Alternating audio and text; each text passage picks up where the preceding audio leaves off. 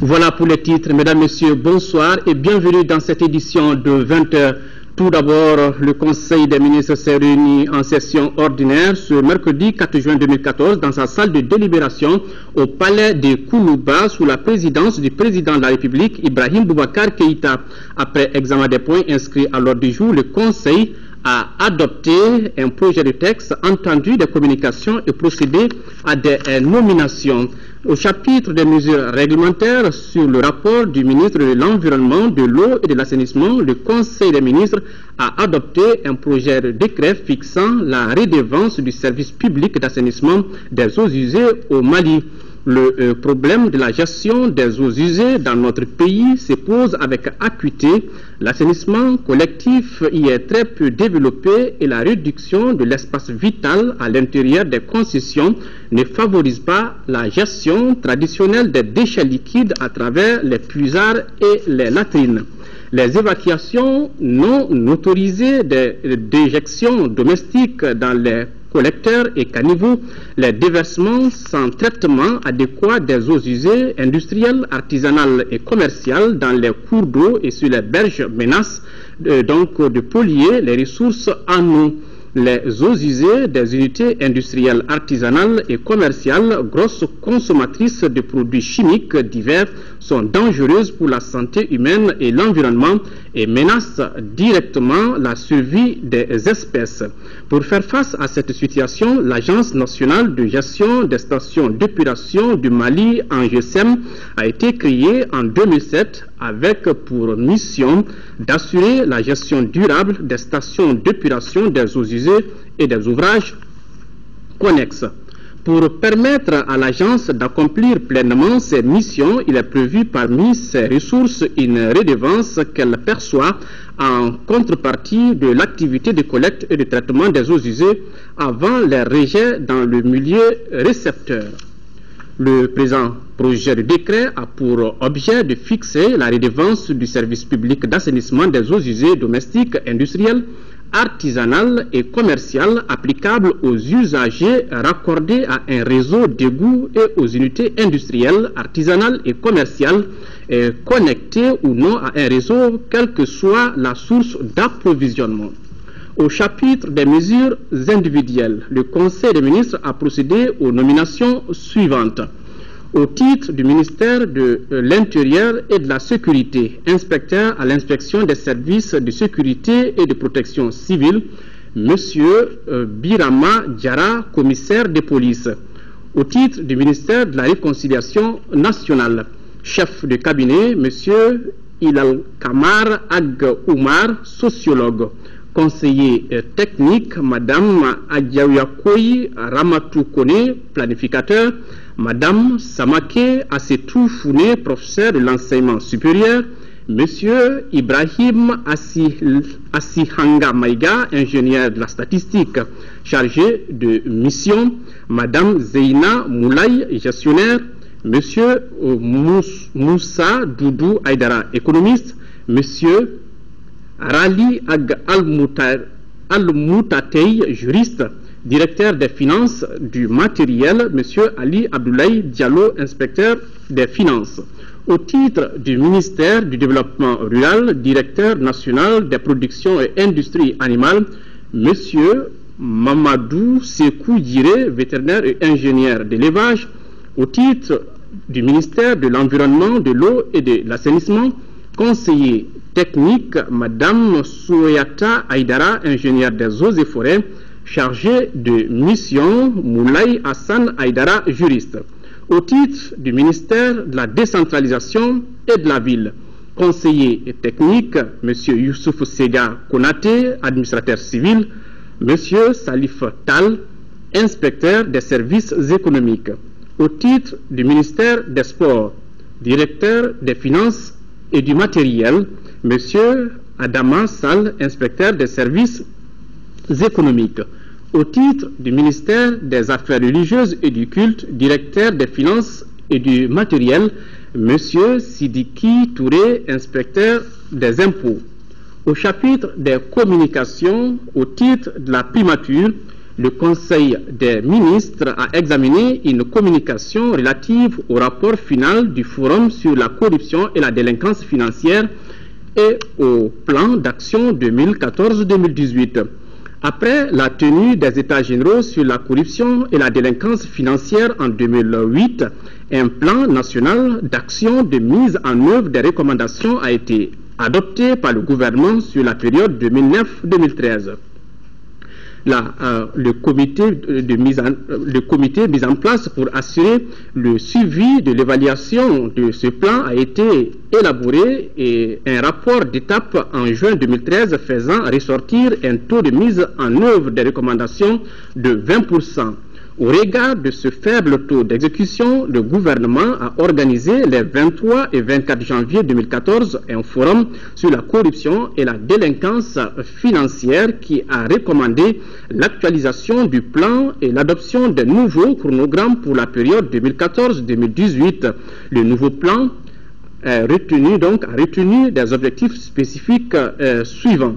Promouvoir la culture du refus de la corruption et de la délinquance financière, disposer d'institutions et de structures performantes et complémentaires à même d'exercer efficacement le contrôle interne et externe, moraliser la vie publique et promouvoir l'état de droit, disposer de ressources humaines suffisantes et qualifiées, sécuriser et optimiser l'utilisation des ressources publiques, assurer une distribution saine et efficace de la justice, assurer l'effectivité des principes du travail décent pour tous et promouvoir le civisme au travail, contribuer à l'amélioration de la qualité et développer les services sociaux de base, promouvoir une police au service de la société. Ces objectifs spécifiques ont été déclinés en actions et résultats attendus avec indication des responsables de mise en œuvre des actions et de la période d'exécution. Le forum a également formulé des recommandations concernant le cadre institutionnel, la prévention et la répression de l'enrichissement illicite, les termes et la répression de l'enrichissement illicite, les termes de référence d'un programme d'amélioration de la transparence et de l'accès à l'information dans la gestion des affaires publiques. Au titre du ministère de la Jeunesse et de la Construction citoyenne, le Conseil des ministres a examiné une communication relative au rapport sur le rétablissement du service national des jeunes SNJ. Les différents gouvernements qui se sont succédés de l'indépendance du pays à nos jours ont mis les questions de la jeunesse au centre de leurs préoccupations. C'est ainsi qu'à l'indépendance, la Première République a créé les écoles saisonnières, puis le service civique afin de réduire l'exode rural et fixer les bras valides dans le milieu rural. Sous la Deuxième République, il a été institué en 1983 le service national des jeunes en vue de développer l'esprit de patriotisme et le réflexe de la défense nationale chez les jeunes. Ainsi, de 1985 à 1991, 6 contingents réguliers et 2 contingents spéciaux ont été formés pour un effectif de 6635 éléments. Ces appelés sous le drapeau ont reçu une formation commune de base et une formation civique et morale et ont participé au développement économique, social, culturel et environnemental de notre pays. Cependant, au lendemain des événements de mars 1991, les activités du service national des jeunes ont été arrêtées faute de financement. 20 ans après l'arrêt du service national des jeunes, il apparaît nécessaire de le réhabiliter. Les textes législatifs et réglementaires seront pris donc pour la mise en œuvre du principe de rétablissement du service national des jeunes. Cet établissement devra se faire donc par étapes et démarrera avec une phase pilote. L'opérationnalisation de la phase pilote est estimée à 1 290 360 000 francs CFA. Voilà, c'était là le contenu de ce communiqué du Conseil des ministres d'aujourd'hui. Sur un tout autre plan, nous restons à Koulouba. Je vous le disais d'ailleurs en titre, le président de la République, Ibrahim Boubacar Keïta, a rencontré cet après-midi à Koulouba les partis politiques de la majorité présidentielle. Plus d'une soixantaine de présidents ou représentants de partis politiques ont répondu à cet appel du chef de l'État. L'ordre du jour a porté sur la situation difficile que vit actuellement notre pays dans sa partie nord. Compte rendu, Mohamed Doumbia. Le président de la République, Ibrahim Boubacar Keïta, a reçu au palais de Koulouba plus d'une soixantaine de chefs ou représentants de partis politiques de la majorité présidentielle. L'ordre du jour assez diversifié comportant en un mot les défis qui assaillent à ce jour notre pays, précisément dans la région de Kidal. Ce que nous pouvons retenir et souhaiter, c'est que ce genre d'échange soit plus fréquent, que le pays étant dans les difficultés et donc les questions forcément n'ont pas toutes des solutions tout de suite. Les problèmes de la nation, il faudrait qu'on puisse s'expliquer, qu'on puisse nous les expliquer, que nous puissions les expliquer à la population de manière à maintenir la cohésion nationale. Nous avons donc écouté avec attention les informations que nous avons données et bien évidemment nous essaierons d'en faire le meilleur usage. C'est important dans un cadre républicain et démocratique. Aujourd'hui, pour gérer les affaires publiques ou sociales, l'heure doit être à l'action commune et non à la gestion des rumeurs. Quand les hommes se laissent gérer par la rumeur, cela crée des problèmes. Aujourd'hui, j'estime que notre pays a besoin que toutes les forces soient unies derrière les autorités. Honnêtement, c'est pas les problèmes qui se passent actuellement au Mali, c'est pas un problème de système, c'est pas un problème de parti politique, c'est un problème du Mali. C'est ce que j'ai toujours dit, que tu veux le président ou non, tu aimes quand même ton pays. L'essentiel, c'est d'œuvrer pour la stabilité du Mali, parce que nous n'avons pas intérêt à ce que ce pays soit déstabilisé. Pour certains chefs de partis politiques, il est temps pour nous de faire la part des choses. La méthodologie adoptée par le président de la République, Ibrahim Boubacar Keïta, a été saluée à l'unanimité. Ce qui est intéressant et qui doit continuer, c'est que ces échanges doivent se faire peut-être dans un autre cadre, mais doivent être suivis de débats, d'échanges véritables, de débats contradictoires. Parce que si nous sommes engagés dans la majorité présidentielle, c'est pour que nous puissions assurer une certaine rupture avec des pratiques qui n'ont fait ni l'honneur ni la dignité de notre pays. Maintenant que nous parlons tous d'honneur et de dignité, nous devons, en nombre d'honneur et de dignité, débattre franchement de toutes les questions. Aujourd'hui, l'heure doit être à l'apaisement et dans la concorde. Aujourd'hui, l'heure n'est pas au discours va-t-en-guerre, l'heure est à la réconciliation entre Maliens et la réconciliation nationale. Donc le dialogue inclusif est la seule voie possible pour le Mali de recouvrer et son intégrité sur Kidal et de recouvrer la paix tant souhaitée par tous les Maliens et les partenaires. Nous, majorité, nous ressortons renforcés, motivés à bloc pour apporter tout notre soutien au président de la République pour les tâches qu'il a entreprises, pour le bonheur et pour le développement de notre pays.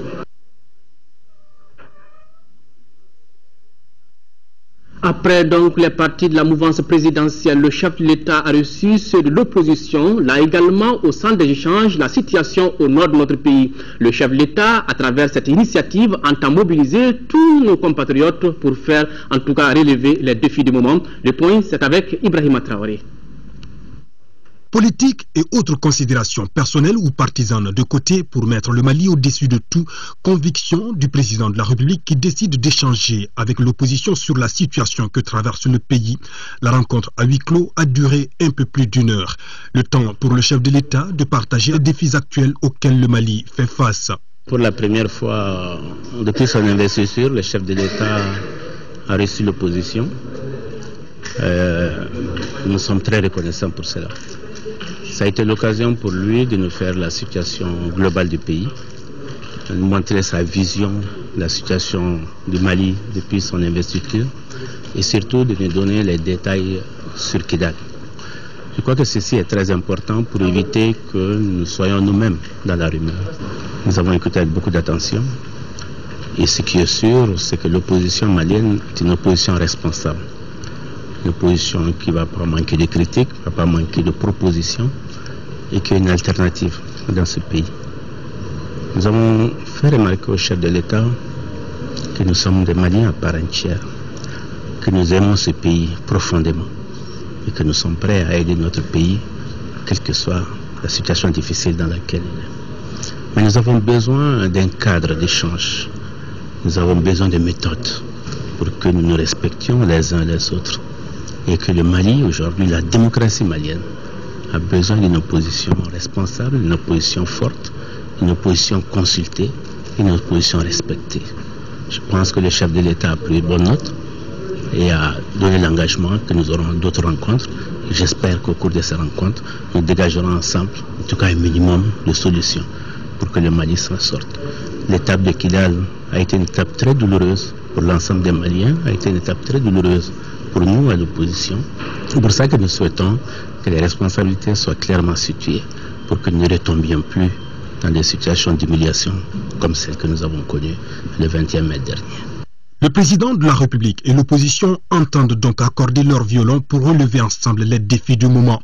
Visiblement très confortés au sortir de la réunion, les deux partis conviennent de multiplier cette initiative pour le seul intérêt du Mali. Nous avons été conviés par le président de la République dans un cadre tout à fait républicain et démocratique pour également parler éventuellement d'un cadre d'échange qui se mettra en place dans le respect du jeu républicain.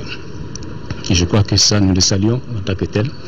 Parce que, vous le savez tous, vous, comme moi, nous sommes tous des Maliens, nous sommes tous des patriotes, et nous vivons très ardemment ce qui se passe dans notre pays. Et nous souhaitons tous qu'on puisse y trouver la solution idoine. C'était un premier tour d'information. Et comme il l'a indiqué lui-même, d'autres séances viendraient, soit bilatéralement, si je peux m'excuser de ce terme, entre guillemets, soit dans des rencontres collectives. À ce moment, nous verrons bien ce qu'il y a à dire sur Kidal, qui est une préoccupation pour tous les Maliens. Et nous souhaitons vivement que Kidal et que l'ensemble du Mali soit dans une direction de développement, de stabilité et évidemment de prospérité pour tout le monde. Le plus important pour les deux parties, c'est le Mali. Bien sûr. Le cadre ainsi défini va nous permettre certainement de mieux avancer, main dans la main. Vous savez, le Mali est un. Et nous avons tous les mêmes sentiments. Il n'y a pas une question d'opposition ou de majorité par rapport à la résolution de la crise du Nord. Le Nord est préoccupant et nous savons que c'est le départ de toute chose aujourd'hui. Et pour parler de développement, il faut parler surtout de paix d'abord. Sans paix, il n'y a rien. Et aujourd'hui, plus que jamais, je pense que, en tout cas de mon avis, on ne chercherait pas à savoir qui a raison, qui a tort. L'essentiel pour nous aujourd'hui, c'est de sortir de cette crise. Et la sortie de cette crise en appelle à la bonne volonté et à l'engagement de tous les Maliens. Le président Ibrahim Boubacar Keïta et les leaders de l'opposition sont désormais au même niveau d'information sur la situation au Mali. Ils se sont quittés dans une véritable atmosphère décontractée.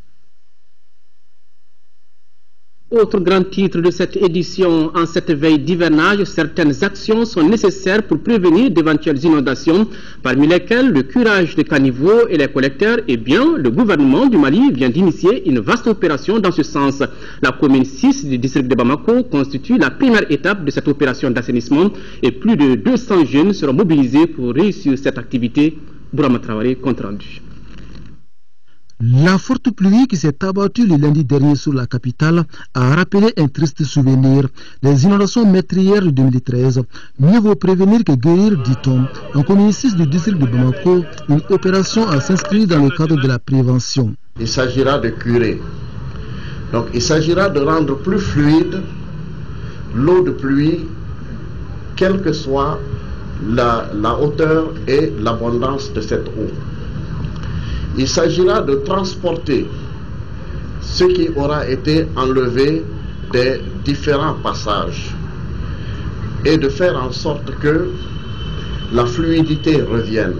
Le curage des caniveaux et des collecteurs de la commune 6 se fera suivant la technique IMO. Entendez là la haute intensité de main d'œuvre, une activité qui va mobiliser 222 jeunes âgés de 18 à 40 ans. Je voudrais donc inviter les jeunes à s'intéresser à ces travaux qui vont dans le sens de l'amélioration du cadre de vie de nos populations. Cette opération d'assainissement de la commune 6 doit durer 1 mois. Coût total 50 millions de francs CFA. L'important selon les initiateurs, c'est la pérennisation de l'investissement. Nous, habitants du district de Bamako, devront préserver les acquis que le travail de chantier des jeunes aura permis de créer et d'obtenir. Je souhaite que cela soit le départ d'un esprit civique à partir de la jeunesse, mais qui s'étende à chacun de nous. Des actions similaires seront initiées dans les autres communes du district de Bamako, avec les mêmes objectifs, protéger les populations contre d'éventuelles inondations. Le pied dans le starting block. C'est parti depuis ce matin pour l'examen du diplôme d'études fondamentales DEF, session de juin 2014. Le ministre de l'Éducation nationale a donné le coup d'envoi des épreuves à Kati, dans le centre de Numurila. Cette année, ils sont plus de 238 000 candidats sur toute l'étendue du territoire national, excepté la ville malienne de Kidal. Compte rendu, Nouhoum Sissoko. C'est à 8 heures que la ministre de l'Éducation nationale a procédé dans la salle 3 du centre A de Numurila à Kati à l'ouverture de l'enveloppe contenant l'épreuve de rédaction. 2 sujets proposés au choix, l'un sur une lettre de remerciement au professeur après une année scolaire réussie et l'autre, le travail en tant que résultat de l'effort. Le premier sujet. Pourquoi? Parce que c'est trop facile pour moi. C'est à ma portée. Je les trouve faciles. Pour la ministre de l'Éducation nationale, l'année scolaire qui s'achève s'est relativement bien déroulée, ce qui est un atout pour les apprenants. Nous avons dit que cette année, nous voulons des examens propres. Et ça, c'est le leitmotiv du département. Et je pense qu'on a déjà parlé de ce problème et que tout le monde l'a compris, que vraiment on veut la plus grande transparence pour ces examens. Le ministre de l'Éducation nationale réitère son appel à tous les acteurs et partenaires de l'école. J'ai dit aux surveillants de faire tout, de mettre tout en œuvre pour que les épreuves se passent dans les meilleures conditions. Tous les autres acteurs sont concernés, je leur ai déjà parlé, les parents, les CGS, tout le monde est concerné par cette histoire. Mais je pense qu'ils ont commencé à comprendre. Et bon, je pense que nous sommes sur la bonne lancée. Après l'école de Numurila, Togola Jacqueline Marie Nana s'est rendue au centre Fernand Sauva 1 en compagnie des autorités scolaires, administratives et politiques. Dans tous les centres visités, l'examen se déroule dans le calme sous l'œil vigilant des surveillants et forces de l'ordre. Toujours dans le même registre, le ministre des Affaires religieuses et du culte s'est rendu dans quelques centres d'examen du DF Medersa et à l'école catholique de la cathédrale. La visite a pour but d'encourager les candidats Fademba Keïta. Première étape de cette visite de prise de contact du ministre Tcherno Amadou Omar Assidjallo avec les candidats des écoles Medersa et catholiques, le centre Mahad al-Ouloum al-Islamia de Boulkasumbougou en commune 1 du district de Bamako. Et c'est dans la salle 1 qu'il a ouvert l'enveloppe de l'épreuve arabe. Il s'est ensuite rendu au centre de l'école catholique de la cathédrale où 121 candidats sont repartis entre 5 salles. Partout où il est passé, il a prodigué des conseils aux candidats. L'éducation est présente dans la religion. Et donc nous avons vu des établissements, un pour l'enseignement religieux musulman et l'autre donc cathédrale aussi à 7 heures pour l'enseignement catholique. Donc au-delà de ça, montrer que les religions font autre chose que le spirituel béat, surtout c'est cela. Et donc par-delà, dire à ces enfants que la laïcité s'applique. Les candidats à la recherche du diplôme d'études fondamentales de EF se disent confiants. Dans les 2 centres d'examen visités, aucun incident n'a été constaté, ont affirmé les différents présidents. Le ministre a surtout insisté sur l'approfondissement de la foi des enfants à travers un enseignement religieux efficient, gage d'une paix durable au Mali. Un tout autre plan, bientôt le mois béni de Ramadan et on pense au prix des produits. Plus de 77 000 tonnes de riz sont disponibles, soit un seuil de couverture de 33 jours. C'est l'une des informations issues de la rencontre du Conseil national des prix. Outre le ravitaillement du pays en produits de première nécessité et les mesures prises pour assurer les besoins, les acteurs ont abordé les problèmes liés à la distribution du gaz butane et de l'électricité. Compte rendu Ramata Konate. À quelques semaines du mois de Ramadan se tient cette rencontre sur l'approvisionnement du pays en produits de première nécessité. Sur la question, les autorités et les importateurs rassurent. En ce qui concerne le sucre, le stock sur le territoire est de 62 853 tonnes, dont 25 955 tonnes de production locale. La couverture pour les besoins du territoire, ça fait 136 jours. En ce qui concerne le riz, le stock sur le territoire est de 77 419 tonnes et le seuil de couverture est de 33 jours. Nous, quand même, on a 48 000 tonnes dessus. Et puis, on a plus de 30 000 tonnes de riz.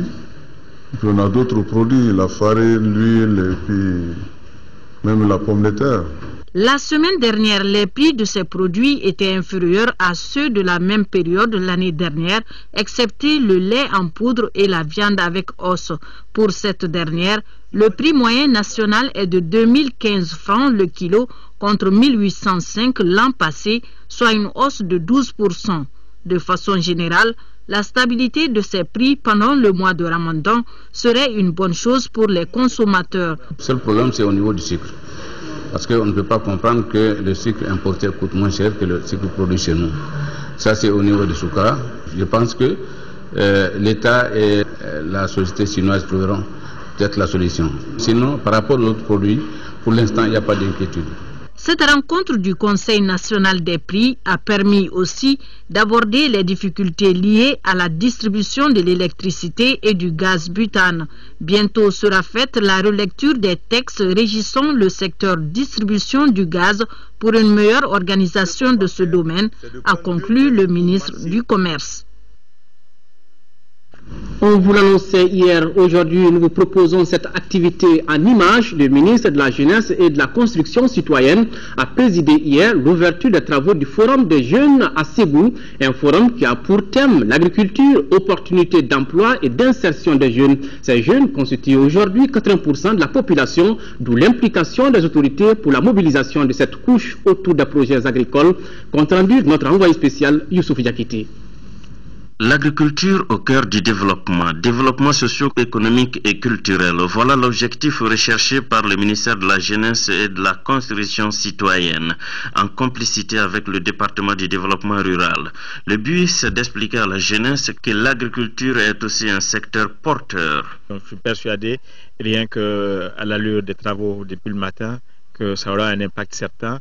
Et l'intervention de M. Bakary Togola, qui est un exemple vivant de la question, est assez édifiante et je suis certain que ça aura un impact. Et d'ailleurs, en termes d'impact, nous proposons nous-mêmes de cibler quelques projets pilotes et de nous investir pour que ces projets-là puissent voir le jour en termes pratiques et que ça puisse servir d'exemple et que les jeunes comprennent que nous n'allons pas prendre l'habitude simplement de les réunir et parler, mais que nous voulons aboutir sur du concret. Je pense que notre responsabilité nous impose de dire la vérité à notre jeunesse. Nous sommes passés par là. Et il ne faut pas tromper la jeunesse. Et construire une vie, se donner une place dans un monde en compétition, ne sont pas des choses faciles. Il faut se préparer. Et dans cette préparation, ma conviction c'est qu'il y a la responsabilité de ceux qui ont en charge aujourd'hui pour les destinées du pays. J'en fais partie. Il y a aussi donc la responsabilité essentielle des acteurs. Que nous, notre responsabilité, soit vraiment donc de créer le cadre de leur épanouissement, le cadre vraiment donc de l'harmonisation de leur formation avec le marché d'emploi. Le président de l'Assemblée permanente de la Chambre d'agriculture du Mali, exemple vivant en s'orientant vers l'agriculture. Si tu prends l'agriculture aujourd'hui, l'élevage, la pêche, exploitant forestier, l'agriculture aujourd'hui, on peut être milliardaire là-dedans sans problème. Message perçu par la jeunesse, du moins théoriquement, qui constitue environ 70% de la population. Représentant 60% de la population globale, les jeunes constituent 77% de la population rurale qui elle-même représente 80% de la population du Mali. Les défis de l'emploi sont tels qu'il faut que la jeunesse se tourne davantage vers le milieu rural où il est possible de créer des entreprises agricoles. Selon les responsables du ministère de la Jeunesse, des espaces du genre constituent des espaces de mobilisation de la jeunesse vers l'entrepreneuriat agricole. Pour paraphraser un des jeunes porteurs de projets agricoles, il faut que des forats du genre soient suivis d'effets, c'est-à-dire accompagner de façon pratique la jeunesse. Pour être tout à fait complet, les participants au forum de Ségou ont visité le complexe agricole Modibo Keïta, situé à une trentaine de kilomètres de la région. Objectif, permettre aux jeunes de voir les cas pratiques réussis dans le domaine. Le complexe emploie aujourd'hui environ 1000 jeunes. Nous retrouvons Youssouf Diakité. Dans la mouvance des activités du Forum de Ségou, les initiateurs ont souhaité toucher du doigt les exemples des cas reçus en matière de production agricole. Et c'est le champ de Modibo Keïta qui a été choisi, un champ situé à une centaine de kilomètres de Ségou. Selon la plupart des intervenants, ce champ constitue un cas d'école pour plus d'un. Nous avons, à travers ce forum, voulu orienter les jeunes vers l'emploi agricole. Et nous avons dit, tant que les jeunes ne voient pas d'exemple de réussite en la matière, ça ne les incite pas de monter des projets et de prendre ce forum au sérieux. Nous sommes à 700 employés, permanents et non permanents y compris. Je pense que ça peut être un grand débouché pour l'emploi, surtout l'emploi des jeunes au Mali. Cette visite précise les responsables du ministère de la Jeunesse et de la Construction citoyenne permet d'éveiller le sens entrepreneurial des jeunes en les orientant vers l'agriculture. Après la phase théorique, il fallait créer les opportunités idoines permettant aux jeunes de constater de visu les réalisations faites et réussies par nos compatriotes. Vous constatez avec nous la haute gamme, la technologie au niveau agricole, c'est une merveille. Des machines de dernière génération et également des investissements colossaux qui ont été réalisés au niveau de ce site-là. Donc je crois que c'est une école pour la jeunesse et nous devrions tirer profit de cela. La multiplication des initiatives du genre nécessite l'accompagnement soutenu des jeunes, tant du côté des partenaires que celui du gouvernement. Monde rural, toujours lancement hier à Dioïla de la campagne agricole 2014-2015 de la filiale CMDT de Fara. Le ministre du Développement rural a rassuré les paysans de l'accompagnement du gouvernement de la République du Mali. Nous retrouvons notre envoyé spécial Moussa Fari. Pour la campagne agricole 2014-2015, la filiale CMDT de Fana entend produire 110 000 tonnes de coton graines, 390 000 tonnes de céréales et pour l'atteinte de ces objectifs, certaines mesures ont déjà été prises. Les paysans ont reçu un appui assez important, c'est l'accessibilité de l'engrais. L'accessibilité en termes de coûts, l'accessibilité en termes d'approche jusqu'à eux des quantités nécessaires et l'accessibilité en termes de qualité. Et nous espérons qu'avec l'accompagnement de la pluie, que le bon Dieu voudra bien nous servir, je pense que nous serons au rendez-vous de 600 000 tonnes. L'effort que le gouvernement a fait cette année, je pense que c'est très très important, qu'on doit l'encourager. Je dirais à mes amis paysans, l'hivernage est arrivé. Que chacun se lève, aller au champ. C'est le bon moment. Le ministre du Développement rural a invité les producteurs à s'engager davantage pour la réussite de cette campagne. En définitive, ce sont les producteurs qui sont les victimes de la mauvaise gestion, de la malgouvernance du secteur et du détournement vraiment des intrants. Je demande et invite nos producteurs de ne pas perdre du temps. Il y a un moment pour tout. C'est le moment de retour au champ pour vraiment donc assurer la productivité et les productions agricoles attendues d'eux. En tout cas, je leur demande de se remobiliser, de se réarmer moralement et vraiment de travailler à une gestion efficace et efficiente des intrants qui sont mis à leur disposition. La cérémonie de lancement a aussi enregistré la prestation de la troupe de l'association Nipagagnon du village de Ghana et la visite aux notabilités de Dioïla. Autre grand rendez-vous à Ségou, c'est le lancement demain par le Premier ministre Moussa Mara des activités de la quinzaine de l'environnement. Sur place, les préparatifs vont bon train. Le constat a été fait ce matin par le gouverneur de Ségou qui a visité les sites prévus pour accueillir les différentes activités. Parmi ces sites, la forêt classée de Fanzana d'une superficie de 6300 hectares. Nous retrouvons Kandesila. En visitant quelques sites devant abriter la quinzaine de l'environnement, le gouverneur de la région voulait s'assurer des dispositions pratiques par rapport aux enjeux majeurs de cet événement national dont le lancement présidé par le Premier ministre, chef du gouvernement, sera couplé à celui de la campagne nationale de reboisement. Pour cette activité majeure, c'est le site de la forêt classée de Fanzana, d'une superficie de 6300 hectares, n'aspire plus à cette appellation. Ce que nous venons de voir nous interpelle tous et je crois que demain, avec les messages qui vont être, disons, lancés à l'endroit de la population, alors nous prendrons conscience de l'avenir de ce pays à travers le reboisement. La région entend réussir le pari de la mobilisation. Et Ségou doit vraiment relever le défi de ce choix-là. Donc nous avons jugé nécessaire avec l'ensemble des collectivités, les maires, pour que la ville soit assainie. Du 4 au 18 juin, Ségou abrite la quinzaine de l'environnement. En la matière, les défis à relever sont énormes car les questions liées à la problématique de l'environnement interpellent chaque jour. Comme vous le constatez, l'édition de ce soir consacre une large page au monde rural. Le Mali, à l'instar de la communauté internationale, célèbre demain, 5 juin 2014, la journée mondiale de l'environnement avec comme thème « Élevez votre voix par le niveau de la mer ».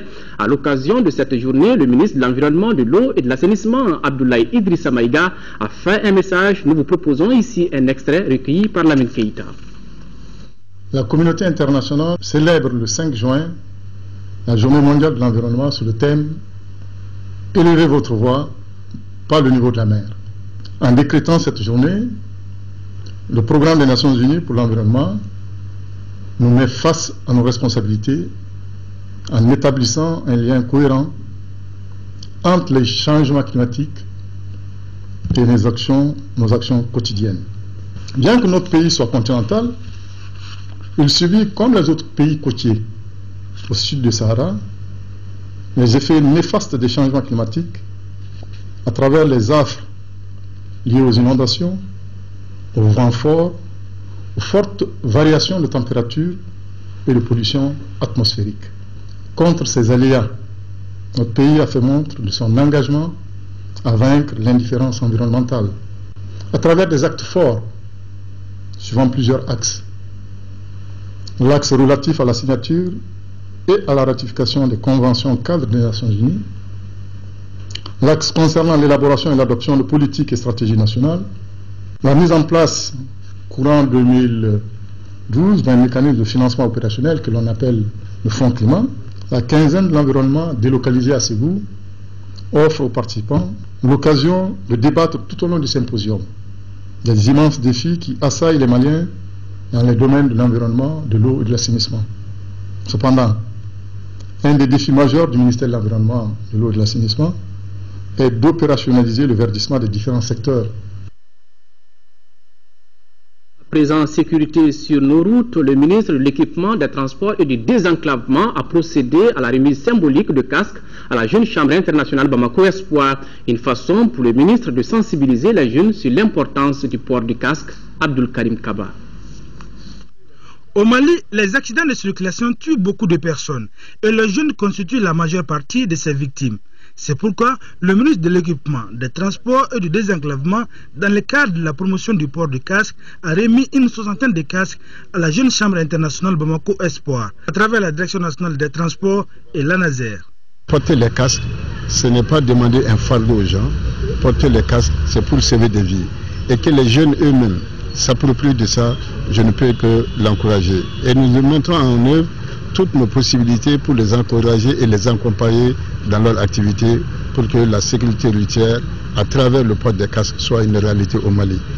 Cette donation intervient dans le cadre du projet Jeunesse et Sécurité routière, 3e édition de la JSAI. Ce projet contribue à la lutte contre l'insécurité routière. Il a pour objectif de doter les jeunes de connaissances nécessaires pour venir en aide aux victimes d'accidents, sensibiliser la population, particulièrement les jeunes, à la bonne conduite en respectant les codes de la route et le port du casque. S'agissant du port du casque, la Jeune Chambre internationale et le parrain du projet ont saisi cette occasion pour offrir des casques aux passants.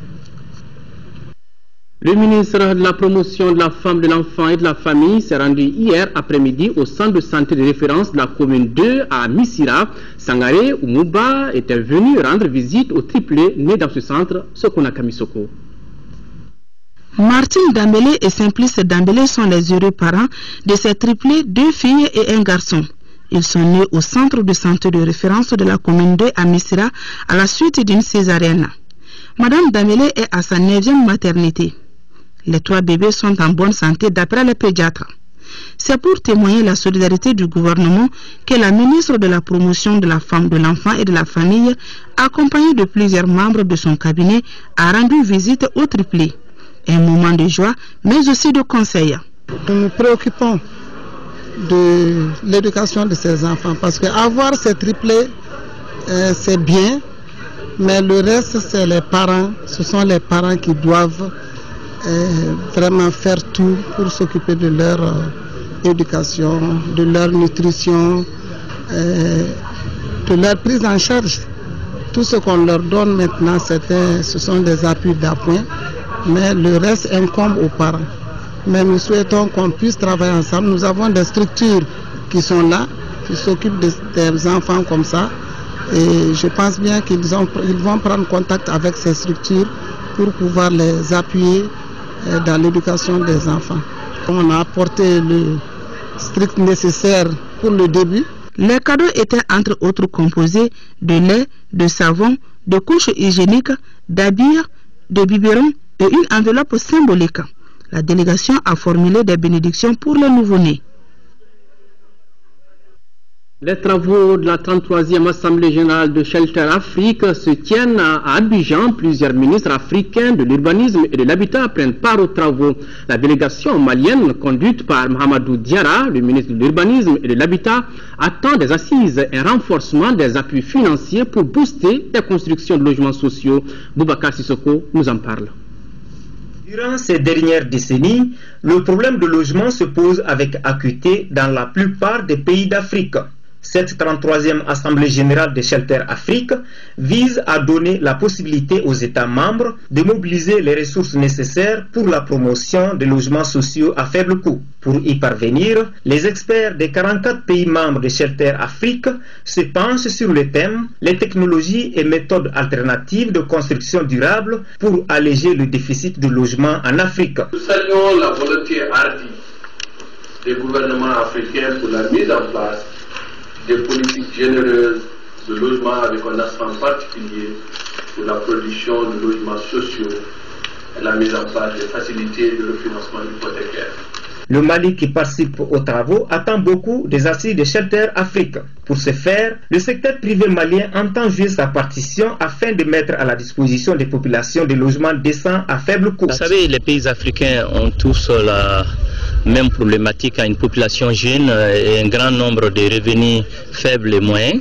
Donc il s'agit de cette population qu'il faut satisfaire. L'accroissement rapide de la population du Mali exige des autorités des efforts supplémentaires pour la construction de logements sociaux. Le Mali, en 2010, a fait une étude, laquelle étude a conclu que le Mali avait un besoin de 400 000 logements pile. Aujourd'hui, en 2014, certainement que le besoin s'est accru. Nous pensons que le besoin doit être à peu près de 490 000 à 500 000 logements. Depuis 1996, le Mali s'est illustré comme modèle en Afrique. Le Mali a la meilleure expérience et est arrivé aux meilleurs résultats en termes de production massive de logements et à moindre coût. Depuis 1996, le Mali s'est doté d'une stratégie nationale de logement dont la mise en œuvre a permis d'arriver à la construction déjà de 10 000 logements. Les travaux de ce symposium devront aboutir à des solutions techniques africaines pour l'utilisation de nos matériaux locaux dans la construction.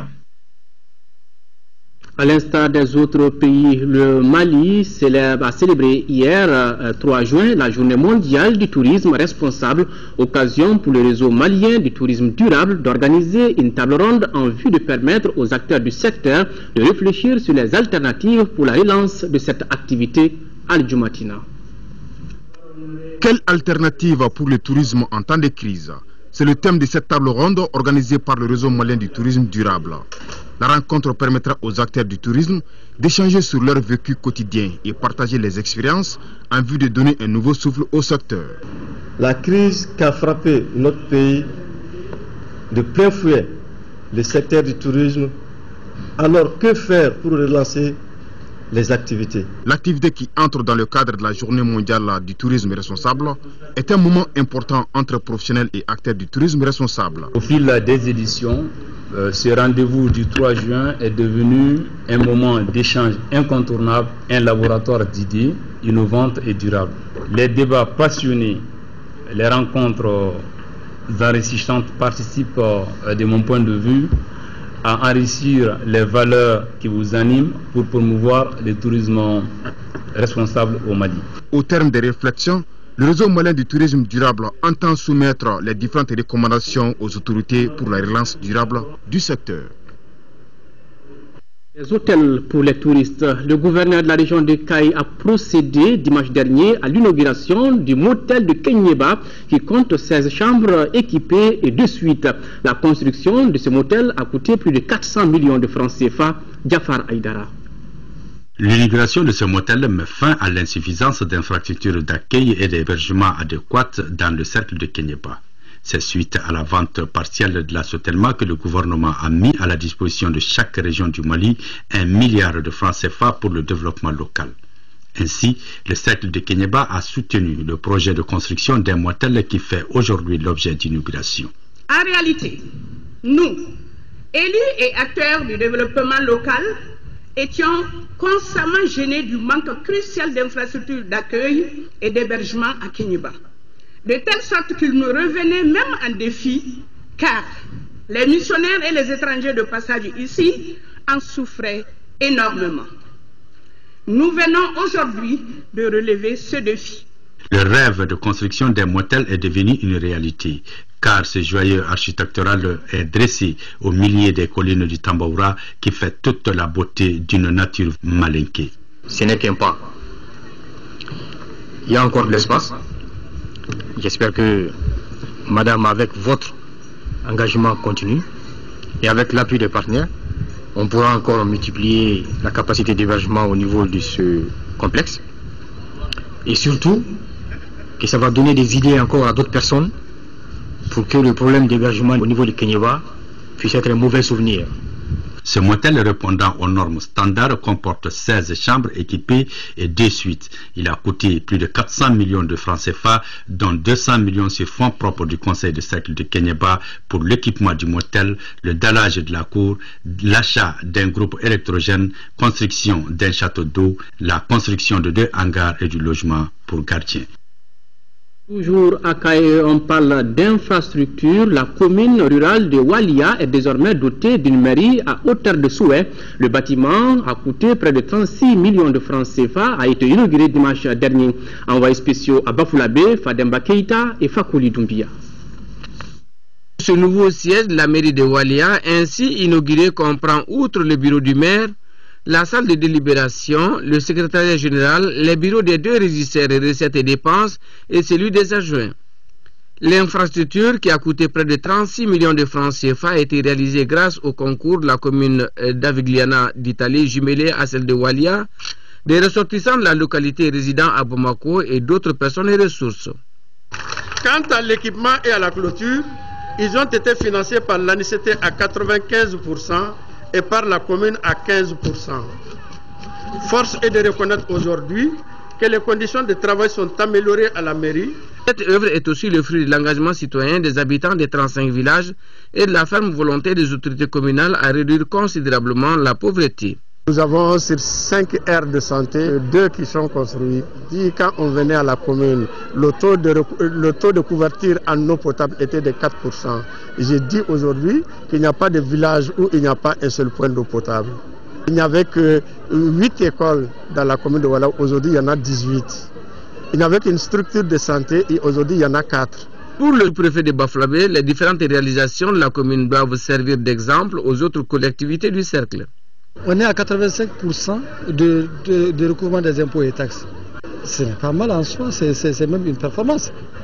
Le salaire est payé. Il n'y a pas de retard de salaire.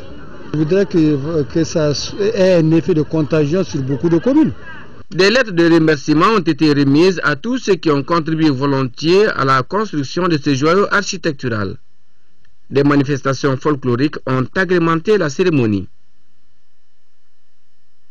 Le groupe scolaire de Ndebougou s'appelle désormais groupe scolaire Al-Amdou Babi. La cérémonie de baptême a regroupé les responsables scolaires, les notabilités, les représentants de la famille, les autorités politiques et administratives de la localité. Fousseini Samake.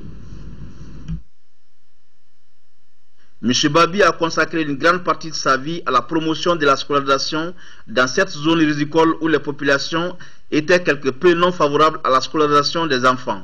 Les représentants de la famille Babi, dont le ministre de l'Emploi et de la Formation professionnelle, Maman Babi, ont salué cette initiative des responsables de Nyono. C'est une journée de fierté, c'est une journée de reconnaissance pour cette famille Babi. Nous nous considérons désormais comme des assistants de cette école en matière sociale, en matière d'infrastructure. Et j'interpelle encore la population qu'on se donne tous la main pour que cette école réponde aux normes de l'éducation, pour que cette école réponde aux normes de notre souci, afin de pouvoir accéder au développement de ce pays. En coupant le ruban symbolique, le préfet de Nyono a invité chaque acteur de l'éducation à une implication pour relever les défis de l'éducation pour tous au Mali. Tous ces enfants vont apprendre qu'est-ce que ça veut dire de bien faire. Et comment bien faire, il faut bien apprendre. Et pour mieux apprendre, il faut être à l'école. Mais je me réjouis aussi du fait que l'année scolaire cette année, elle a été particulièrement studieuse. L'école de Ndebougou qui a ouvert ses portes en octobre 1962 avec une salle de classe, elle compte aujourd'hui 12 salles de classe où étudient plus de 1500 élèves. Chanter et danser pour la paix en 5e région, l'orchestre de Kanaga National et l'artiste Koko Dambélé s'investissent pour la promotion de la paix et de la cohésion sociale. Ils viennent d'animer à cet effet un concert dédié à la paix et à la réconciliation nationale au centre culturel de Bandiagara. Compte rendu, Yacouba Maïga. Ce concert exceptionnel est la contribution patriotique de l'orchestre mythique de Mopti, le Kanaga National, et un de ses ex-sociétaires Koko Dambélé, à l'œuvre de construction de la paix entreprise par les plus hautes autorités de notre pays. Et le choix porté sur la ville de Bandiagara pour abriter l'événement est l'un d'être fortuit eu égard aux relations culturelles et historiques fortes qui existent entre le peuple dogon et les communautés vivant au nord de notre pays à travers le cousinage à plaisanterie. D'où ces cris de cœur de la communauté dogon à l'endroit de ses cousins du MNLA, du HEIA et du MAA. Les armes n'ont jamais résolu quoi que ce soit. Nous sommes capables de nous asseoir, de dialoguer. Et il faut que cette paix revienne au Mali, nous en avons vraiment besoin. Voilà le cri de cœur de l'ensemble de la communauté dogon à l'endroit de vous, nos cousins. Il n'y a aucune raison que les mêmes fils du même pays s'entretuent. Nous voulons la paix, nous voulons la solidarité entre les Maliens, entre les fils du même pays. 5 heures d'horloge, c'est le temps qu'a duré cette fête dédiée à la paix, avec en toile de fond des messages de pardon, d'amour, de réconciliation et de paix à travers des chansons tirées du riche et varié patrimoine culturel de notre pays. Voilà, c'est sur cet élément que prend fin ce journal. Au nom de l'ensemble de la rédaction, merci de votre aimable attention. Demain, 10h-13h, une présentation de Kadiatou Kone. S'il plaît à Dieu, je vous retrouve pour les éditions du soir. Ne quittez pas, dans quelques instants, la couleur du temps avec Abibatou Diakité. Au revoir et qu'Allah bénisse le monde.